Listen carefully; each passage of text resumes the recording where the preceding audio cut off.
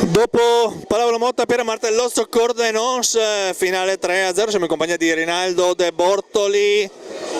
Per qualche ora, Presidente, siete da soliti in testa alla classifica, aspettando che giochi il Valsugana, che gioca stasera.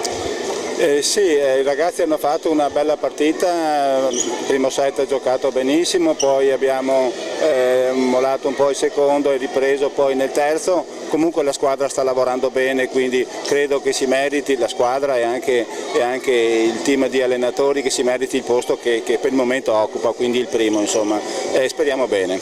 Ecco, tanto perché non ci sente nessuno e ci vedono in pochi, passami il termine e la battuta. Ve lo aspettavate dopo 6 giornate essere là davanti? No, sinceramente noi non ce l'aspettavamo, sapevamo di aver fatto un'ottima squadra, il direttore sportivo aveva lavorato bene, insomma il nostro obiettivo era quello comunque di fare un buon campionato, ma sicuramente a questo punto non di trovarci lì.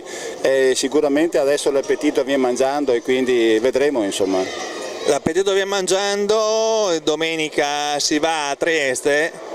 E dall'altra parte della rete c'è un ragazzino di 40 anni che sa ancora bastonare per bene. Sì, ma tutte le partite sono difficili, insomma nessuna partita deve essere presa sotto gamba. Abbiamo avuto l'esperienza con il volley Treviso, quindi, ma noi giochiamo sempre concentrati e quindi non prenderemo sotto gamba nessuna squadra, neanche l'ultima in classifica. Secondo set sembrava chiuso, poi Cordenons l'ha riaperto. Sì, ma i ragazzi sono fatti così, hanno qualche momento dove si lasciano andare, insomma, però poi l'importante è riprendere il gioco e far bene alla fine.